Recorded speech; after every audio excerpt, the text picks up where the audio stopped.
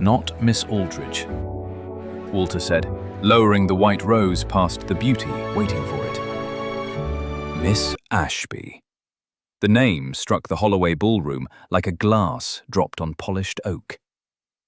Penelope Ashby stood at the edge of the candles in her plain cream gown, returned after 3 years of quiet banishment, while every fan in the room froze half open.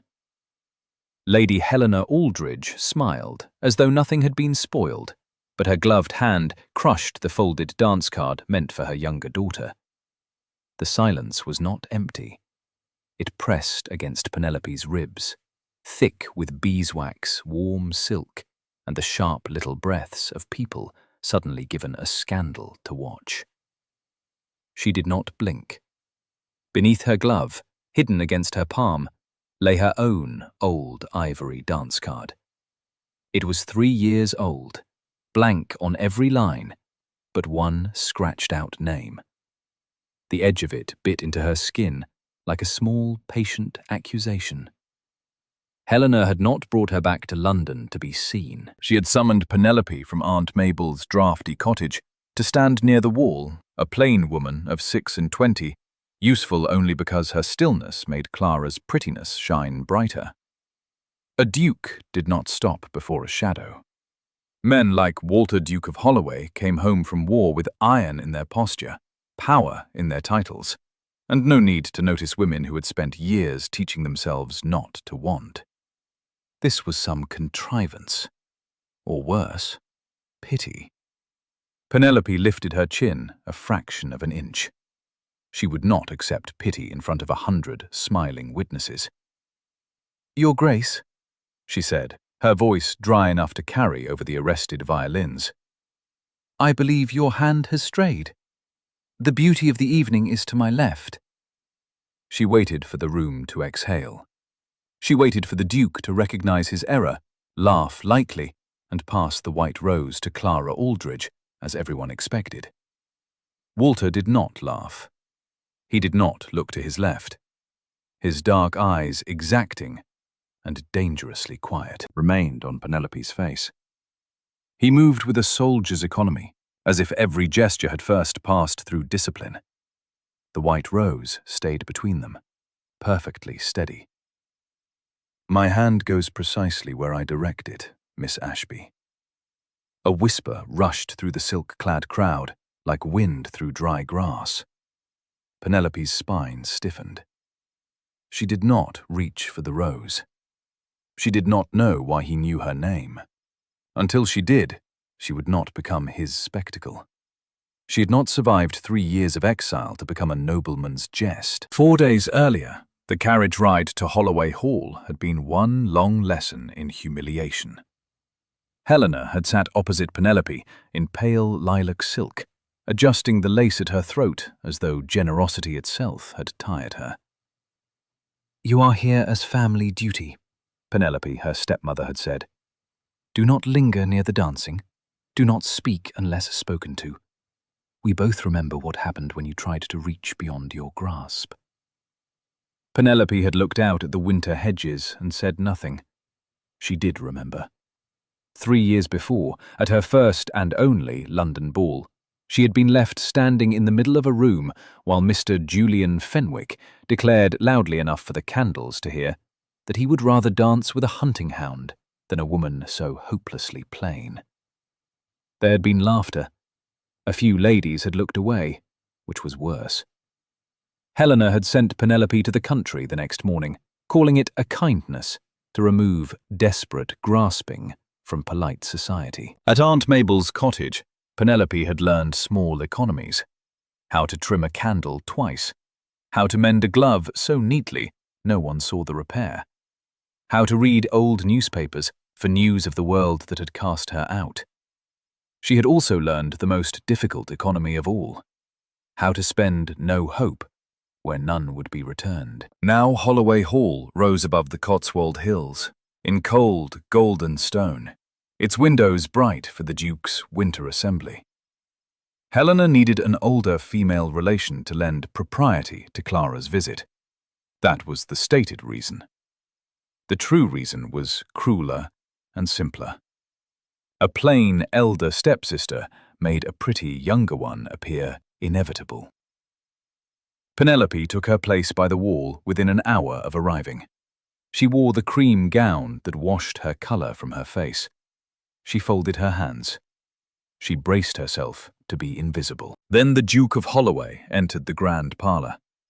The guests parted for him before they seemed to know they were doing it. He was tall, severe, and newly returned to society after years abroad, following his younger brother's death. His black coat was cut without ornament. His face had the stillness of a man who had learned not to reveal pain, because men under his command had once needed him more than pain did. Helena pushed Clara forward with a flutter of maternal pride. Clara dipped a flawless curtsy. Walter's gaze passed over her and stopped on Penelope. He did not smile. He crossed the room through the murmurs and halted before the corner where she stood. "You do not join the lists, Miss Ashby?" he asked. Penelope gave him a clipped curtsy. "I find the view from the wall far more educational, Your Grace." "And what has it taught you tonight?" "That men with titles rarely ask questions, unless they have already decided what the answer ought to be." It was too sharp. It was the kind of answer that got plain girls banished.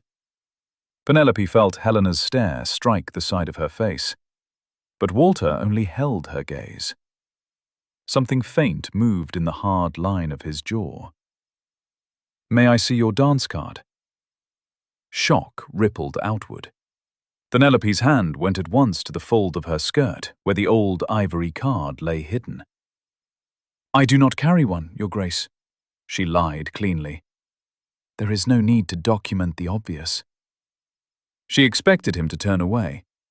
Instead, he remained just long enough for the room to notice that he had not dismissed her. Now in the ballroom, with the rose hovering between them, the unfairness of their positions felt brutal. He was the Duke.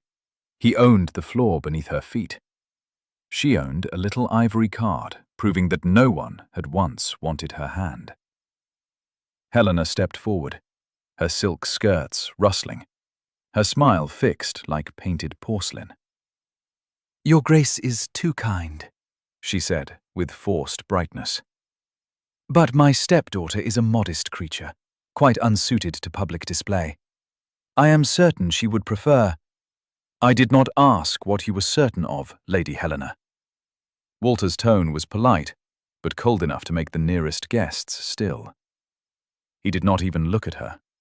His eyes remained on Penelope. Penelope felt something small and dangerous wake beneath her ribs. "I am quite capable of speaking for myself, Helena." She turned back to the Duke. "It is a beautiful rose, Your Grace." "It belongs with someone who requires a flower to know her worth in a room." A few guests gasped. Near the punch bowl, Julian Fenwick leaned toward a gentleman with a smile that had once ruined an entire season for her. "Careful," he murmured loud enough to carry. "Plain women become dangerous when someone finally looks at them." The old sting struck with humiliating precision. Penelope's stomach tightened. She kept her chin high. She would not give them tears. Cruelty loved tears because they made its work visible. Walter turned his head slowly. "Mr. Fenwick?" His voice was quiet. "If you have an observation regarding Miss Ashby, you will bring it to me. Now." Fenwick swallowed. "A mere jest, Your Grace. I am entirely bereft of that amusement." Walter watched him until Fenwick took one stiff step back into the crowd. Then the Duke looked at Penelope again. He did not touch her. He did not press the rose into her hand. He lowered it, a quiet concession to her refusal. That restraint unsettled her more than boldness would have done. Boldness was easy. Restraint meant he was paying attention. He was not rescuing her. He was waiting. The next days at Holloway Hall were given to the charity arrangements preceding the final winter ball. Helena tried to keep Penelope upstairs with sewing and headaches she did not have. Walter made that impossible by never appearing to notice Helena's objections. He found practical reasons to require Penelope's presence in the library. There were subscription lists to copy, invitations to address parish families to assign, and baskets to be sent to soldiers' widows before the frost deepened. When Helena seated Penelope at the far end of the table behind a stack of ledgers, Walter lifted the chair beside his own and placed it at the head. "Miss Ashby has the finest hand for correspondence," he said, "and she is less easily deceived by polite surnames than anyone else at this table." There was no room for argument.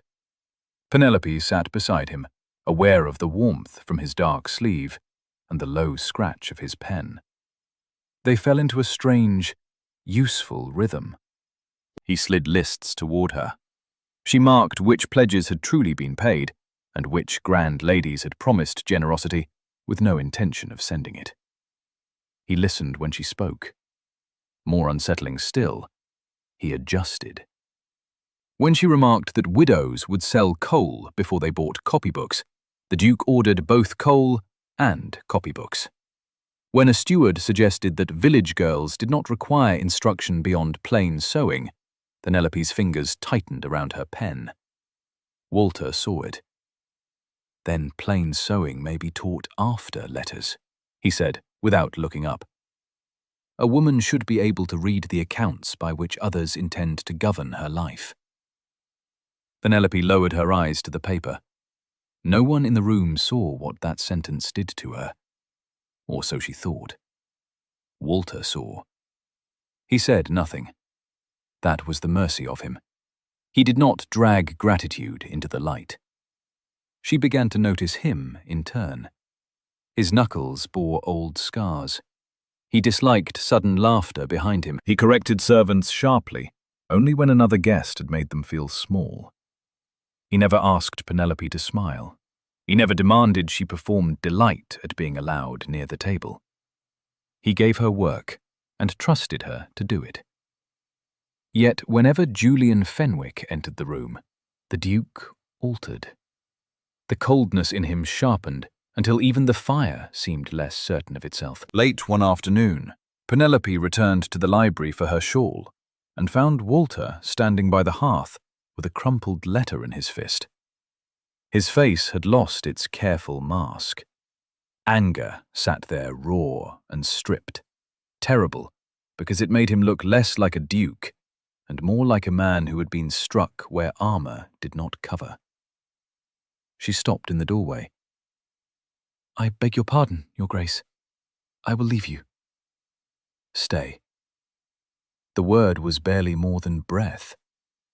Penelope hesitated, then came in. She did not ask if he was well. People in pain often hated being asked to make comfort easy for others. Instead, she crossed to the table and began gathering loose papers into order. "Fenwick," Walter said to the fire. "He helped spread the story." Penelope's hands stilled on a ledger. She knew the story. Everyone did.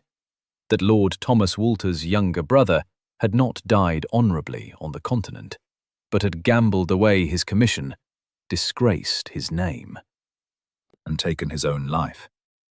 Society had repeated it with relish, as it repeated anything that allowed people to feel superior without spending virtue.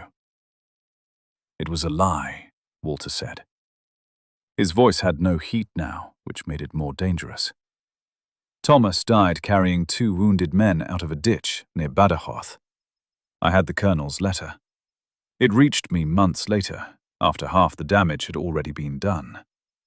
He looked down at the crumpled paper.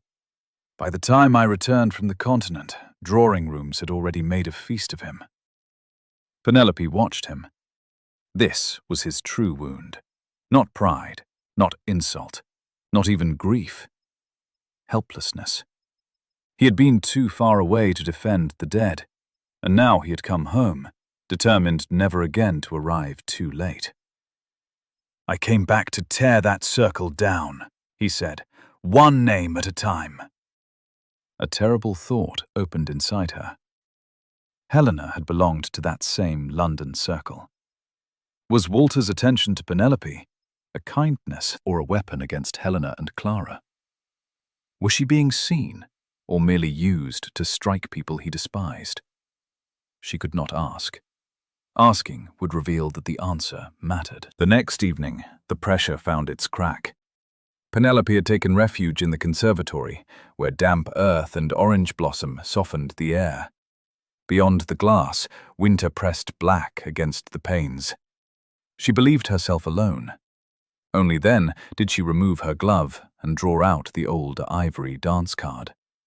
She had told herself 100 times that it was foolish to keep it. She had nearly burned it at Aunt Mabel's. She had once used it as a bookmark in a sermon on humility, and laughed so sharply her aunt had come into the room. But still, she kept it. Her thumb moved over the scratched-out name. 3 years of pretending she did not care. 3 years of mocking the wish before anyone else could see it. A footstep sounded on the flagstones. Penelope started. The card slipped from her fingers and clattered to the floor. Walter stepped from the shadow of a fern. His gaze dropped to the ivory card. Heat flooded Penelope's face. This was the moment. He would see the pathetic truth, the plain spinster who had preserved proof of her own humiliation as if it were a relic. She lifted her chin and gathered every sharp word she owned. Walter bent and picked up the card. He did not smile.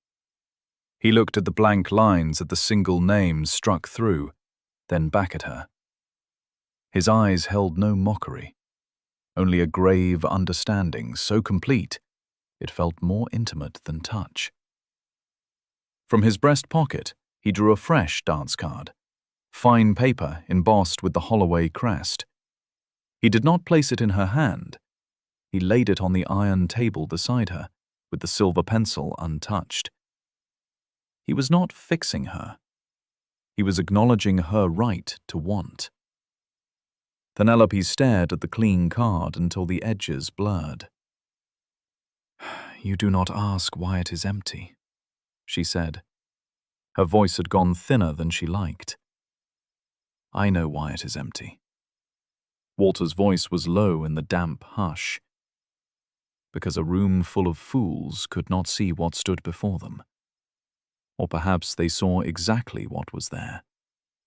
A woman without the face or fortune to warrant a dance. A woman who refused to make herself smaller for their comfort. The words landed where she had no defense. Penelope looked up. Being seen by him was not soft. It was terrifying. It took away the shelter of bitterness and left her with the dangerous fact that she still wanted. She thought of the crumpled letter in his hand, of the brother whose name had been fed to gossip, of this cold man standing among orange trees, still fighting a war that had already taken what it could. "And what of you, Your Grace?" she asked. "You stand in ballrooms searching for ghosts. You think punishing Mr. Fenwick will bring your brother back?" Walter went still. "Revenge is only another way of letting the dead choose your life," Penelope said. She did not soften the truth. He would have despised softness offered because of his title. "You are punishing the living, but you are the one trapped beside the grave." His jaw tightened. The perfect control of the war duke fractured. For one moment, the loneliness underneath showed itself stark and exhausted. He looked less angry than tired, and less cold than afraid of what would remain if anger left him. In seeing his armor break, Penelope felt her own spikes lower. "I did not keep the card to remember failure," she confessed. The words came out rough, not graceful. "I kept it because I never stopped wanting someone to ask for it. I merely learned to laugh at the wish before anyone else could." There it was, laid bare. The little want she had hidden even from herself. Walter did not seize it. He took one step back, as if her confession deserved space around it. "No one will mock you in my house, Penelope," he said quietly. "Not while I have breath to forbid it. And not because you are weak. Because they are wrong." The glass-house door clicked open. Lady Helena stood in the entrance, her gaze moving from Walter to Penelope, then to the 2 dance cards on the table. Her smile turned bright with malice. "Ah, Your Grace," she said. "I have just settled the announcements for tomorrow night. The county will be delighted when the White Rose finally confirms your attachment to my Clara." Penelope felt the floor seem to tilt. She looked at Walter. His face closed at once. The Duke returned smooth and hard. He did not deny it quickly enough. Perhaps he could not. Perhaps a house, a title, a dead brother, a circle of enemies, and 100 watching families all weighed more than one unwanted woman and her foolish card. Helena turned to Penelope. "Come along. You have packing to do." The question followed Penelope out of the conservatory and up the stairs.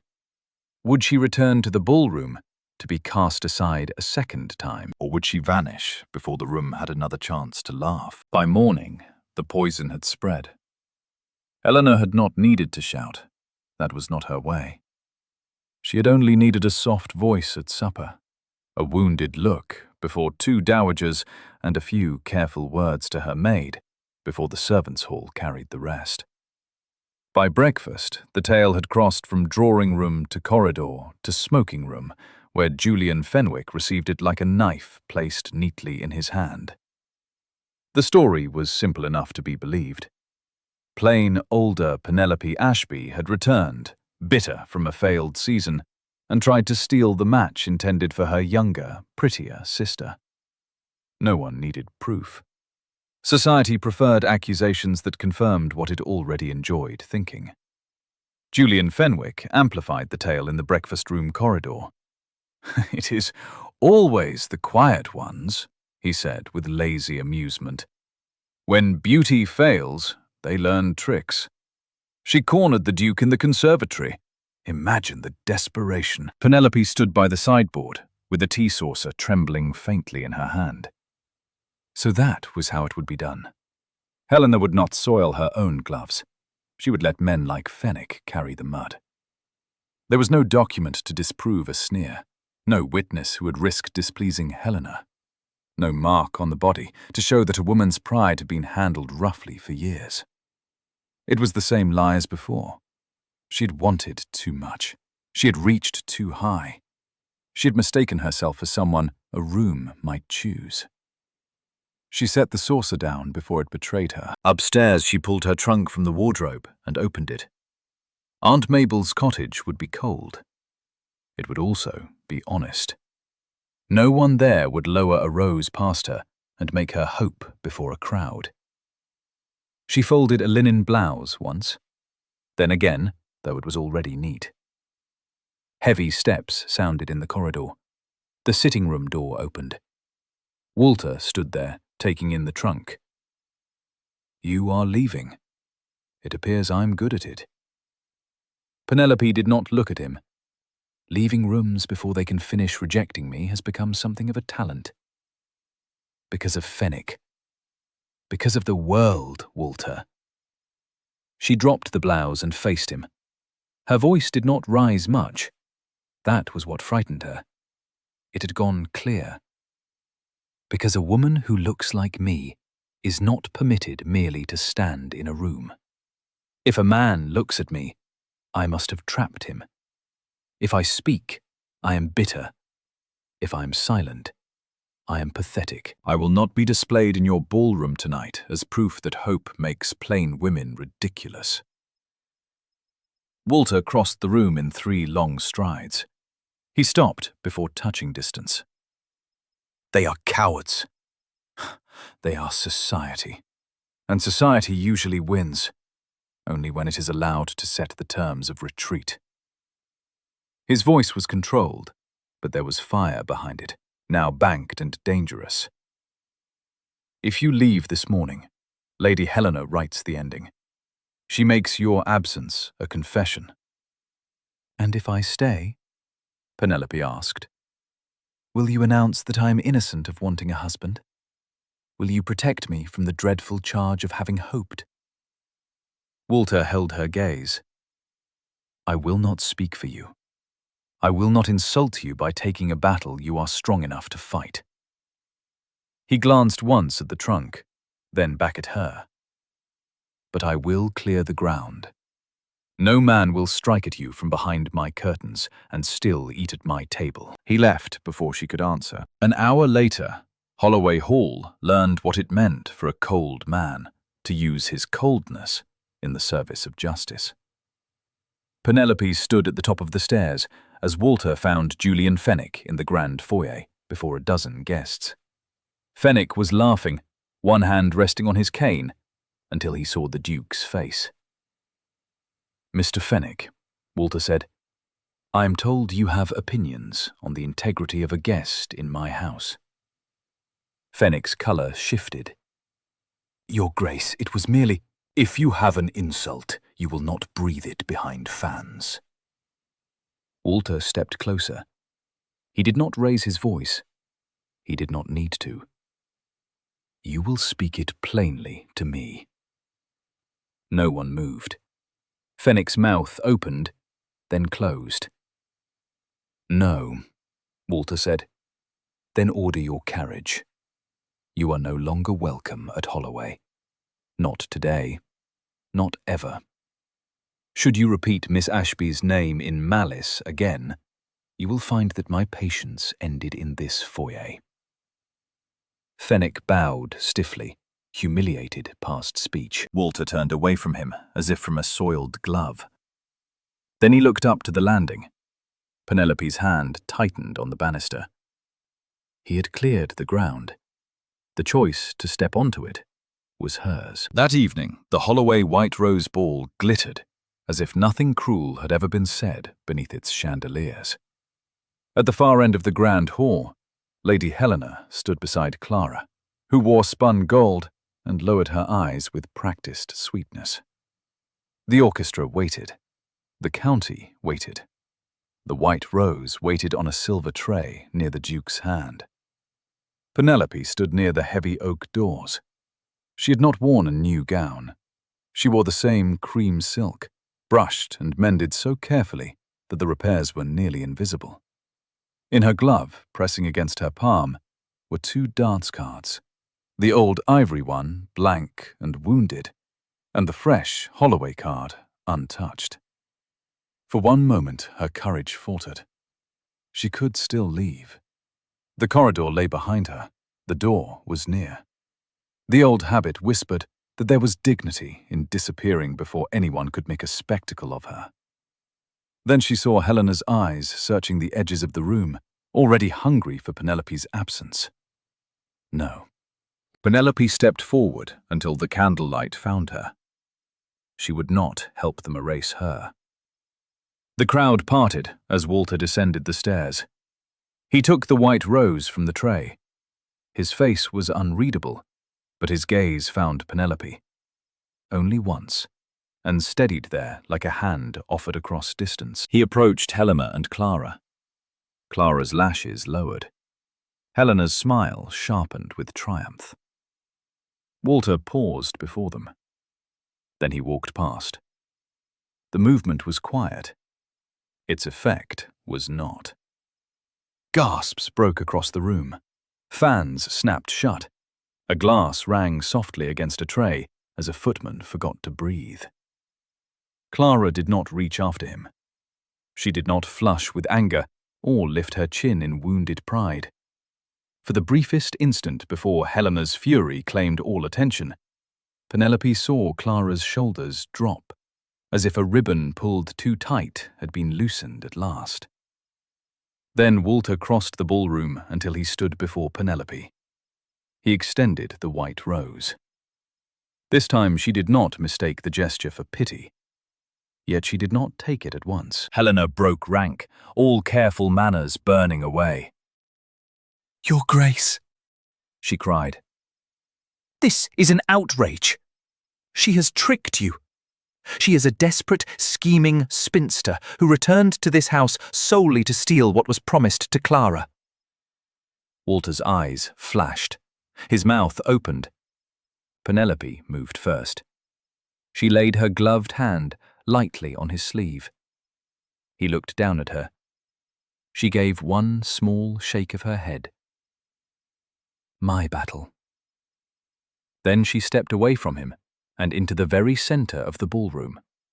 She drew the old ivory dance card from her glove and placed it on the silver tray beside the rose's empty place. Candlelight caught the blank lines.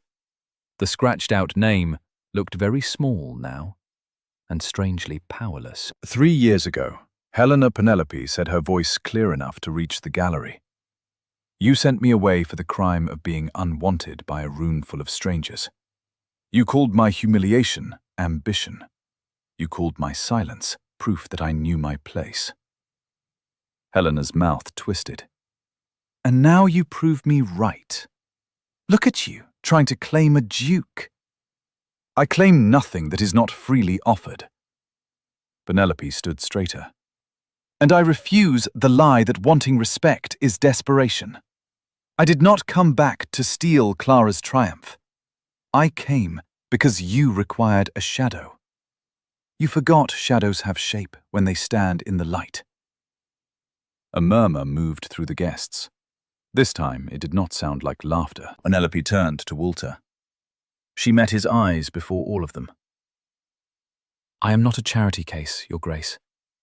I will not be chosen to punish Lady Helena.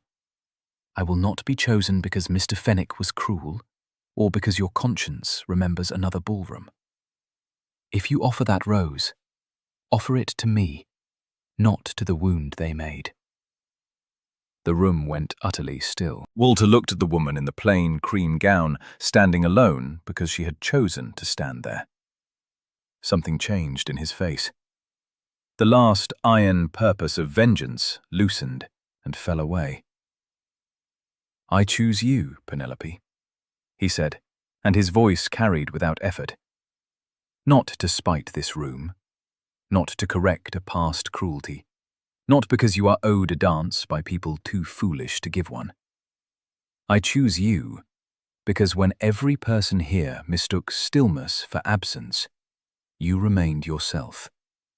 Because you saw the worst part of my grief and did not flatter it. Because you are the strongest, most honest thing this house has held in years. And because I do not wish to stand in the dark any longer." His hand remained steady. The rose waited between them. Penelope looked once at the old card on the tray.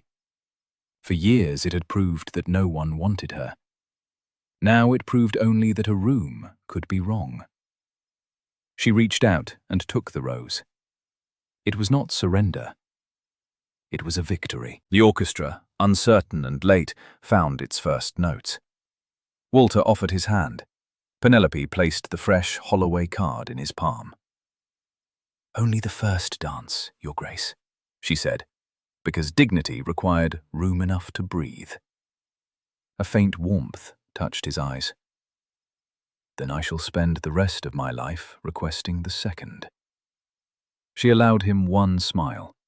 It was small, but it was real. They danced while the room watched. Helena stood silent at the edge, her influence thinning with every turn of the music. Clara stood beside her mother, pale and quiet, but her eyes followed Penelope with something that was not envy. Mr. Fenwick was already gone. The footman looked carefully at the floor, but one of the maids near the door smiled before she could stop herself. Penelope saw it. That small, forbidden smile warmed her more than the candles. 4 months later, the Cotswold Parish Church was small, damp, and filled with the smell of old stone and spring rain. There were no grand London families whispering behind fans. Helena was absent, her power broken not by scandal, but by the loss of obedience. Clara had sent a note in a careful hand, wishing Penelope joy and saying she had asked to visit Aunt Mabel in the summer. Penelope had read it twice, remembering the small lowering of Clara's shoulders in the ballroom, then tucked it away without bitterness.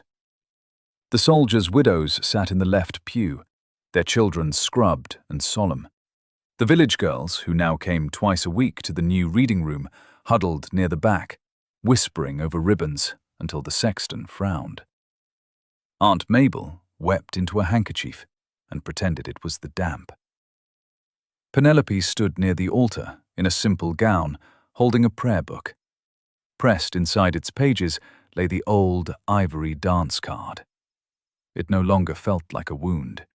It was evidence of a life she had stopped allowing others to define. Walter stood beside her, without the old hard set to his shoulders. Grief had not left him.